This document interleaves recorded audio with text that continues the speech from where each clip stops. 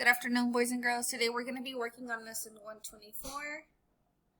This is the second to last lesson. Tomorrow we're going to be working on lesson 125, and then you all have your mastery test. Now let's go ahead and begin with part 1. Touch the first word in part 1. What's the underlined part? Able. What word? Identifiable. Touch the next word. What is the underlined part? What word?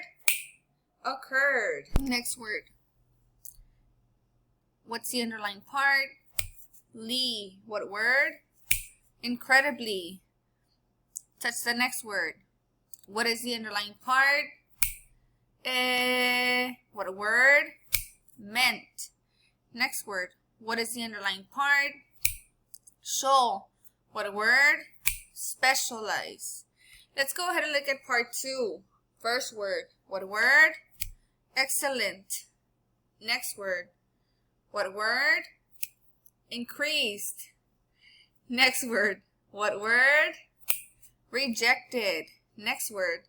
What word? Surgeon. Next word. What word? Frequently. Next word. What word? Taunted. Next word. What word? Function. Next word. What word? Infection. Next word. What word? Available. Next word. What word? Infantile. Next word. What word? Crippled. Next word. What word? Anesthetics. Next word. What word? Transplant. Next word. What word? Paralysis. Next word. What word? Assist. Next word. What word? Vaccine. Next word. What word? Doubled. Next word. What word? Thorough. Next word. What word? Punished. Next word. What word?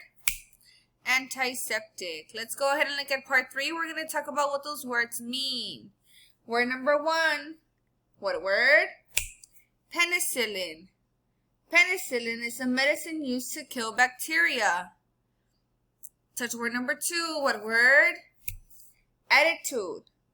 Attitude is how you respond to things. Number 3. What word? Symptoms. Symptoms of a disease are signs. Everybody, what's another way of saying the lump was a sign of cancer? Get ready. The lump was a symptom of cancer. Now let's go ahead and begin with part 4. We're going to read the story and answer some questions. Make sure we're following along, paying close attention to the questions that I'll be asking. Remember, some of these questions might come up in your workbook. The title of the story is Medicine Now. Please follow along as I am reading.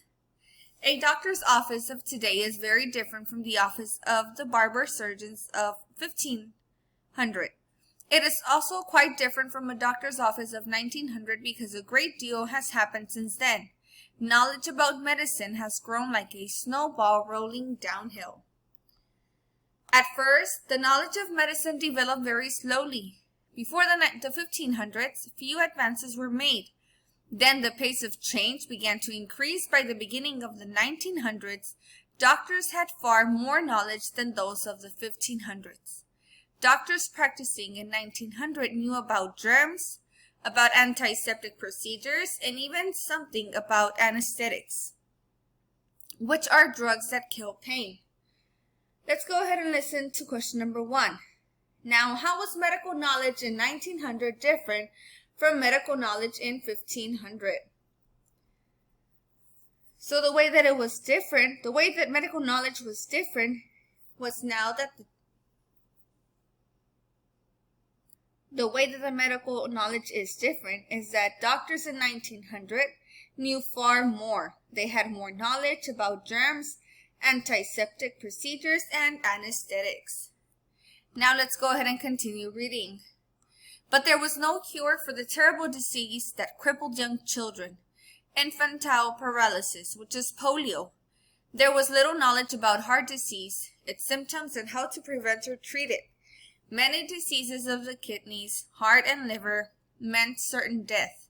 Doctors didn't know how to transplant kidneys or how to replace valves that didn't function properly. Let's go ahead and listen to question number 2. What did doctors still not know in 1900?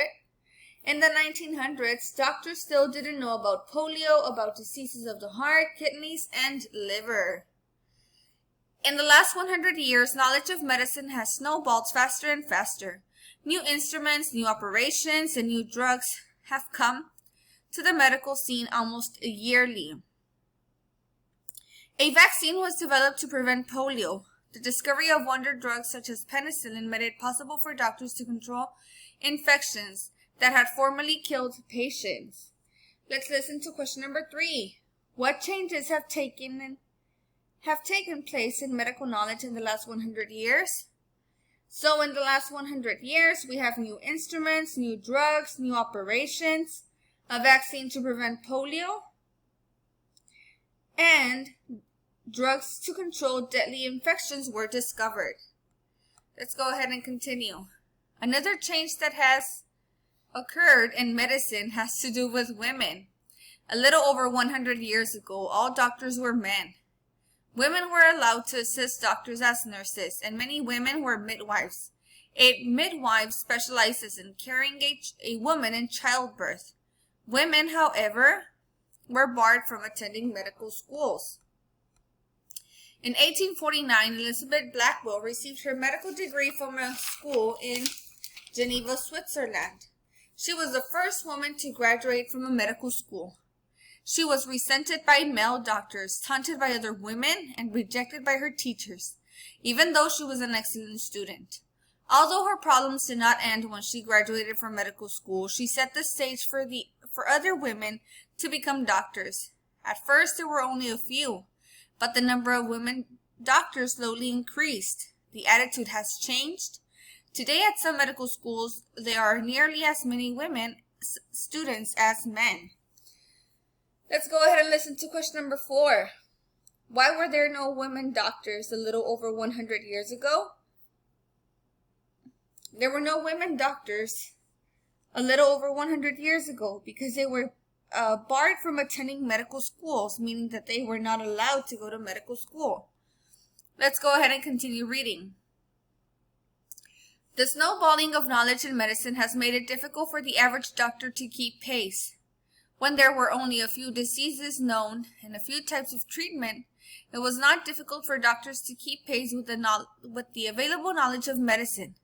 As the amount of information about treatments and the number of identified ailments increased, doctors were required to learn much more in order to keep pace with the available knowledge.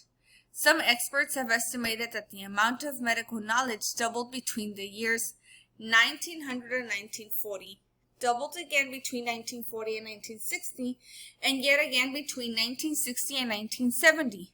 This trend continues today. Medical knowledge doubles at a faster rate, making it very difficult for a doctor to have a thorough understanding of medicine. Doctors are humans, and humans can learn only so much during the time that is available to them. Let's listen to question number 5.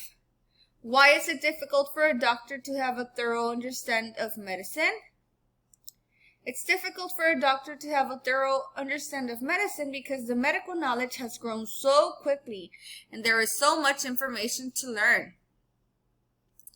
To solve the problem of snowballing information, many doctors no longer attempt to deal with all medical problems. They specialize. Some specialize in ailments of the nose and throat.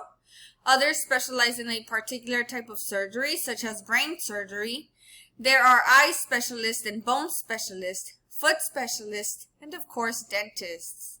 These specialists are able to keep pace with the medical knowledge of their particular field. There are still doctors who deal with all ailments, however. After reviewing symptoms, these doctors often refer patients to specialists. Now, why do most doctors specialize? Most doctors specialize because of the problem of snowballing information, meaning that there's a lot of information to learn. That is why they specialize. The medical profession has grown through the work of many brave people who said what they thought to be true, even though they knew their ideas would not be popular. We've looked at a few of these people: Perret, Vesalius, Da Vinci, Pasteur, Jenner, Semmelweis, and Blackwell. There are many others. You can read about them in books on the history of medicine. Listen to question number 7. In what way were Perret, Vesalius, and the others you've read about brave?